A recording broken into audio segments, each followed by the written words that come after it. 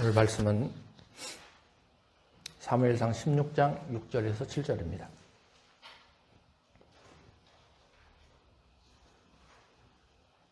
구약성경 435면 사무엘상 16장 6절에서 7절 다 같이 합독하겠습니다. 시작. 그들이 오매 사무엘이 엘리압을 보고 마음에 이르기를 여호와의 기름 부으실 자가 과연 주님 앞에 있도다 하였더니 여호와께서 사무엘에게 이르시되 그의 용모와 키를 보지 말라. 내가 이미 그를 버렸노라. 내가 보는 것은 사람과 같지 아니하니 사람은 애물을 보거니와 나 여호와는 중심을 보느니라 하시더라. 아멘. 오늘 말씀의 제목은 중심을 보시는 하나님이라는 제목으로 여러분들에게 말씀을 나누고자 합니다. 구약시대 하나님은 하나님의 일을 사용하실 때에 제사장과 또 선지자들과 또 종들을 사용하셔서 하나님의 일을 진행하셨습니다. 그러나 신약 시대에 오게 되면 이제 하나님은 목사님이나 장로님 그 외에도 하나님의 뜻에 맞는 평신도들을 사용하셔서 하나님의 일을 진행하는 그런 것들을 보게 됩니다.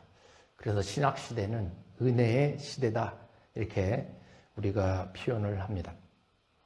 여러분 사무엘이 어떤 사람입니까? 어렸을 때부터 하나님께 쓰임을 받았던 하나님의 선지자이며 사사요. 또 때로는 제사장의 역할을 감당했던 사람입니다. 그러나 이제 시간이 흘렀어요. 사무엘도 이제 나이가 굉장히 많습니다. 그리고 기름을 부었던 사울 한번 실패의 역사를 봤죠. 이제 하나님은 또 다른 사람을 통해서 하나님의 역사를 세워가길 원하셨고 이제 다윗을 통해서 기름 부음을 받게 하는 것들을 우리는 알 수 있습니다. 그런데 하나님께서 사무엘을 보낼 때에 모든 걸 다 알려주질 않았어요.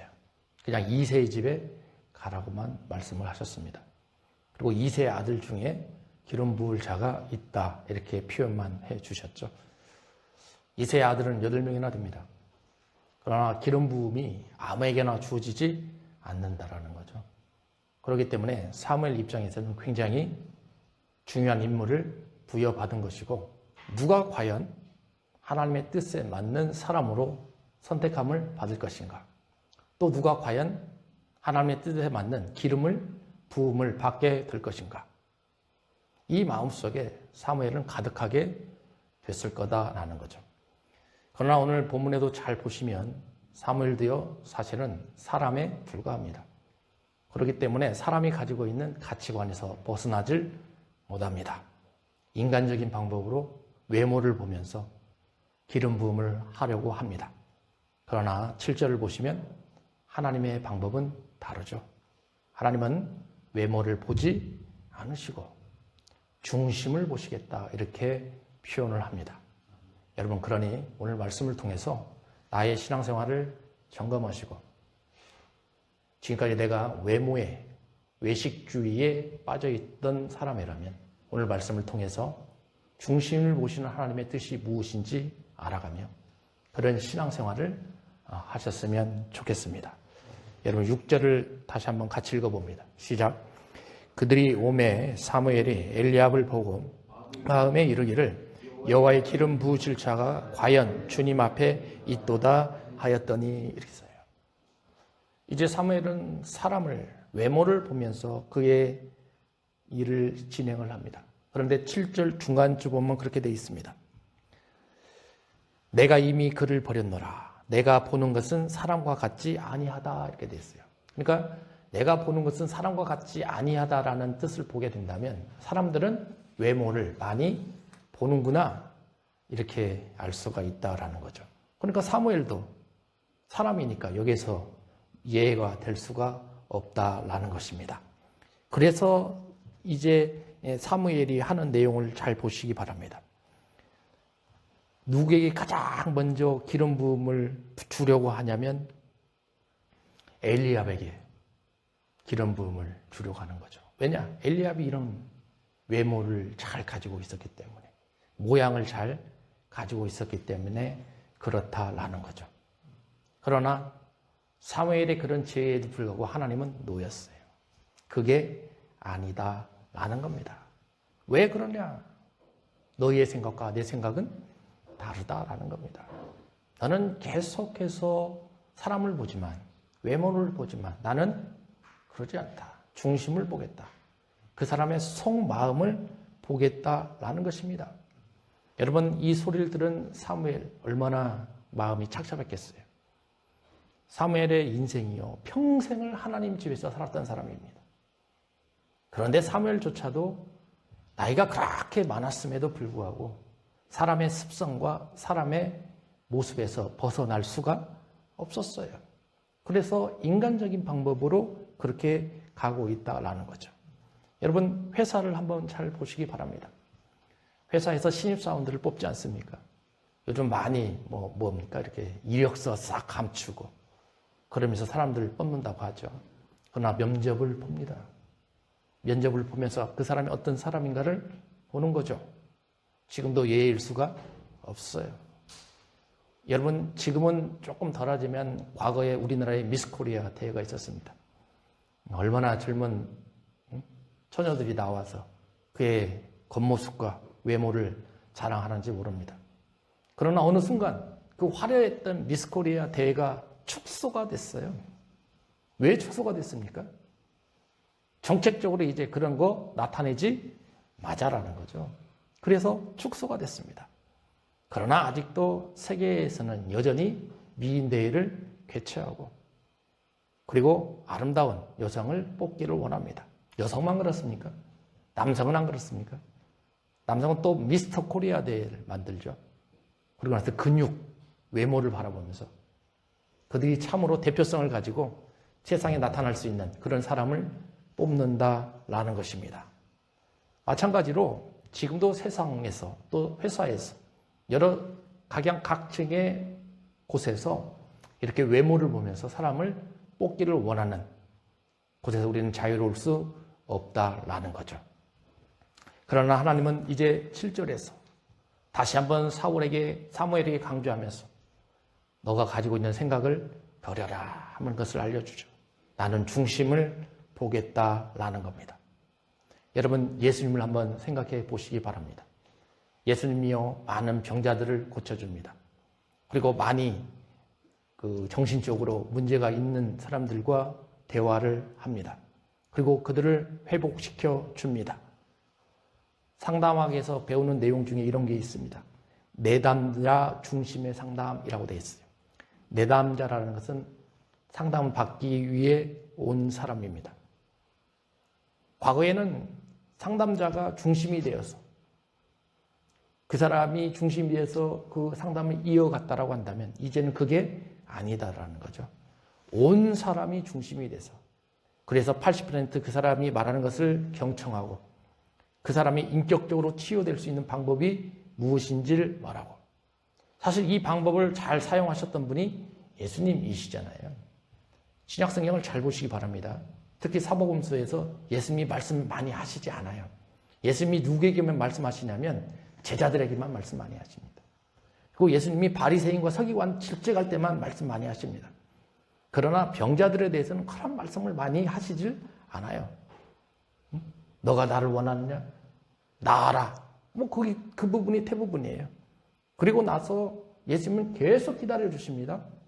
그리고 환자들이요, 정신적으로 치유받기를 원하고 그들 스스로가 인격적으로 성장되기를 원해서 예수님이 그 사람의 마음속으로 다가서게 된다라는 거예요.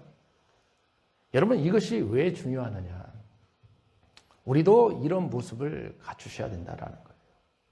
우리도 신앙생활하면서 나 중심적인 신앙생활을 갖지 말고 상대방 편이 되어서 그분이 무슨 생각을 가지고 있고 그분이 어려운 점이 무엇인지를 알고 그분이 스스로 잘 회복하며 이겨갈 수 있는 그런 신앙의 자세를 갖추셔야 된다라는 거예요. 여러분, 사람의 외모를 한번 보시기 바랍니다. 변할 것 같지 않아요. 그러나 편합니다. 우리 장로님 보십시오. 예전에 얼마나 잘생겼겠습니까? 근데 시간이 지나면서 편합니다. 어른들은 아실 겁니다. 키도 작아지죠. 사모가 자꾸 그런 말을 합니다. 예전에는 171이었는데 지금은 169랍니다. 2cm가 줄었대요. 사실인지 거짓말인지는 모르겠습니다. 그러나 줄었답니다. 아마 어르신들은 다 느낄 거예요. 그만큼 인간의 모습은 계속해서 변할 수밖에 없어요. 젊은 처녀들을 보십시다. 얼굴 다 성형하잖아요. 텔레비전을 보시면 성형했는지 안 했는지 금방 합니다. 아닙니까? 그렇잖아요. 더군다나 한 70세, 80세 가보십시오. 그러면 그렇게 아름답게 보였던 그 얼굴이요. 별로 좋지가 않아요. 사람의 외모는 그렇게 변할 수밖에 없어요. 여러분, 돈의 가치도 한번 보시기 바랍니다. 과거에 여러분들이 사용하셨던 돈의 가치와 현재 우리가 살고 있는 돈의 가치가 같습니까? 달라요. 과거에는 10,000원만 있었어도 저 때만 해도 영화도 보고 짜장면도 먹고 커피도 마시고 다 했습니다. 근데 요즘은 10,000원 가지고 영화 한 편 못 봐요. 그만큼 돈의 가치도 변했다라는 거죠. 건강은 어떻습니까? 3년 전만 해도 장로님이 아프다는 소리를 잘 안 했어요. 근데 지금은 어디가 아파요. 다리가 아프다고 해요. 몸이 아프다고 그래요. 예일 수가 없어요. 뭐 장로님만 그렇습니까? 다른 분들 안 그렇습니까? 다 똑같습니다. 여러분, 사람의 외모는 이럴 것처럼 바뀌어갈 수밖에 없어요. 변할 수밖에 없다라는 거죠. 여러분, 저는 그래서 왜 하나님께서 외모를 보시지 않는가? 여기 해답을 찾을 수가 있었다라는 거죠. 왜? 변한다라는 거예요. 그러나 성경을 잘 보시면 변하지 않는 게 있습니다. 그것은 눈에 보이지 않는 거예요. 고린도전서 13장으로 표현하면 믿음, 소망, 사랑입니다. 눈에 보이지가 않아요. 눈에 보이지 않는 것은 변하지 않습니다. 여러분, 나무를 잘 보세요. 밖에 나가보면 나무가 얼마나 많이 있습니까? 큰 나무, 열매도 많이 맺고 잎사귀도 정말로 많이 되죠. 우리 공원에 보면 여름이 되면 얼마나 아름답습니까? 여러분, 그러나 나무의 정말 중요한 것은 어디입니까? 뿌리예요, 뿌리. 뿌리입니다. 뿌리가 튼튼한 나무는 결실한 열매도 맺고 열매도 맺고 나뭇잎도 풍성합니다. 그러나 뿌리는 보이질 않아요. 하나님은 보이지 않는 그런 뿌리를 중요하게 생각하시겠다라는 겁니다. 여러분, 그러니 우리도 여기에 집중을 하셔야 된다라는 거예요. 여러분, 교회는 어떻습니까? 교회가 가장 중요하게 생각하는 부분이 어디입니까?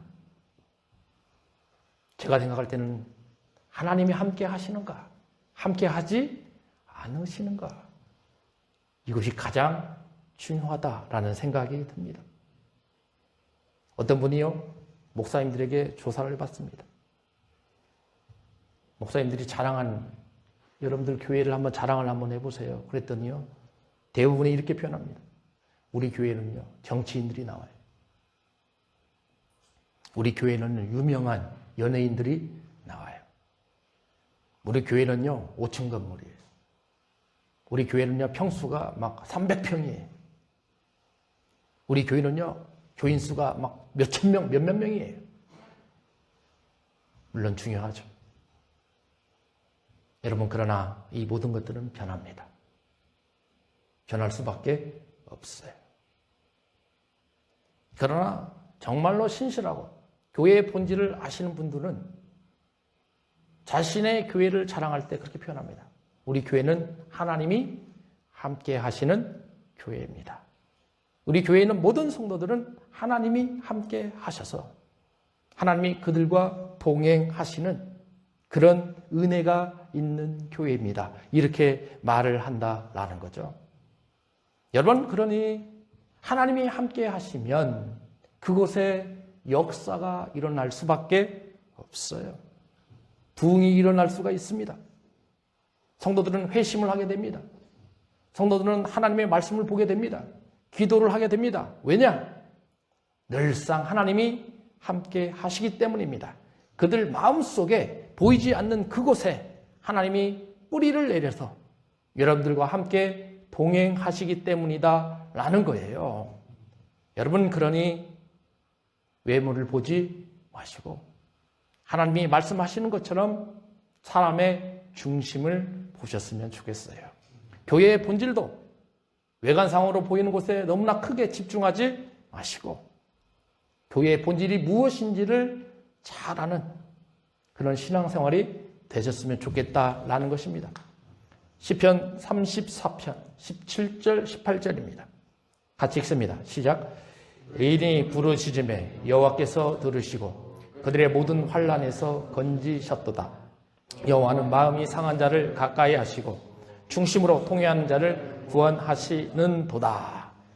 시편 34편은 다윗이요 블레셋 지역에 갔을 때 아비멜렉 왕으로부터 죽임을 당하게 되는 어려운 상황에 놓여져 있습니다. 그때 다윗이 취한 행동이 미친 척 했습니다. 나 정신병자예요. 이렇게 표현하면서 그 위기 상황을 모면하면서 지었던 시가 34편입니다. 그런데 17절 맨 처음에 단어를 보면 의인이라는 단어가 나와요. 여러분, 의인은 누구에게 있습니까? 겉모습이 화려한 자에게 의인이라 부릅니까? 뭔가 있어 보이는 사람들을 향해서 의인이라 부릅니까? 절대 그렇지 않아요. 의인이라는 단어는 속의 중심을 봅니다. 그 마음의 중심이 어느 곳에 있는가를 보게 된다라는 거죠. 하나님도 마찬가지라는 거죠. 그분이 정말 하나님의 표현하는 의인이라 택함을 받기를 원한다면 그 마음에 하나님의 인도하심이 있어야 되고 그 마음에 하나님의 중심적인 삶을 살아야 된다라는 거죠. 그랬을 때 다윗처럼 어려운 환경이 놓여졌을 때 기도를 하면 하나님은 들으신다라는 거죠. 그리고 그런 사람을 향해서 하나님은 환난에서 건져주신다라는 것입니다. 여러분, 오늘 교회에 나오기 전에 얼마나 마음이 아팠습니까? 일주일 동안 생활하시면서 얼마나 아픈 상처들이 많이 있었습니까? 마음이 상한 자, 그런 자들을 향해서 하나님은 가까이 해 주시겠다 약속하셨습니다. 여러분, 그러니 마음이 상했다 한들 좌절하지 마시고 중심을 보시는 하나님을 바라보며 하나님께서 함께 하심을 인식하시길 바랍니다. 두 번째는 중심으로 통회하라고 그랬습니다. 회개하라는 소리입니다. 내 과거의 삶에서 무엇이 잘못됐는지, 왜 하나님께서 이를 역사하시지 않는지를 인식했다면 다윗처럼 회개하시면서 그 어려운 상황으로부터 이겨내 갈 수 있는 일들을 경험하셨으면 좋겠어요. 여러분들에게 이런 은혜가 있으시길 소망합니다. 여러분, 이제 12절과 13절에 이제 하나님께서는 다 사무엘이 결정한 그 일들을 해결해 주십니다. 여러분, 12절을 같이 읽어봅니다. 책을 보면서 읽겠습니다. 시작. 이에 사람을 보내어 그를 데려오매 그의 빛이 붉고 눈이 빼어나고 얼굴이 아름답더라. 여호와께서 이르시되 이가 그니 일어나 기름을 부으라 하시는지라. 이렇게 되어 있습니다. 여러분, 사무엘은 맨 처음에 엘리압을 선택했습니다. 그러나 아니었어요. 엘리압도 하나님이 보기에는 굉장히 아름다운 사람이었습니다. 다윗의 아들이 8명이나 되지 않습니까? 그러나 7번째까지 똑같이 했지만 하나님은 선택하지 않았어요. 그러나 맨 마지막 아들, 그 자리에는 없었지만 목동으로서 양을 치고 있는 다윗을 불러오라 하면서 그 아들에게, 마지막 아들에게 기름 부음을 허락하시는 장면이 여기 아니겠습니까? 여기서 우리가 무엇을 발견할 수 있습니까? 여러분, 사람은요, 처음보다 언제 중요하다? 마지막이 중요하다. 보십시오. 처음에 있는 엘리압, 크고 화려하고 있어 보였어요. 그러나 하나님은 그걸 선택하지 않으십니다. 그렇다고 다윗의 모습이 어떻습니까? 보기 안 좋았습니까? 아니에요. 다윗도 그렇게 돼 있잖아요. 그의 빛이 붉고 눈이 빼어나고 얼굴이 아름답더라. 하나님이 선택하신 분들은 중심도 하나님이 원하시는 대로 가지만 외모도 그렇게 하나님이 원하신 대로 가고 있다라는 거죠. 여러분, 그러니 이런 사무엘의 선택을 보면서 처음도 중요하지만 언제가 중요하다? 마지막이 중요하다. 그때까지 기다리셔야 된다라는 거예요. 여러분, 저는 오늘 설교를 준비하면서 장로님 생각을 참 많이 했습니다. 요즘 장로님이 큰 축복을 받고 계십니다.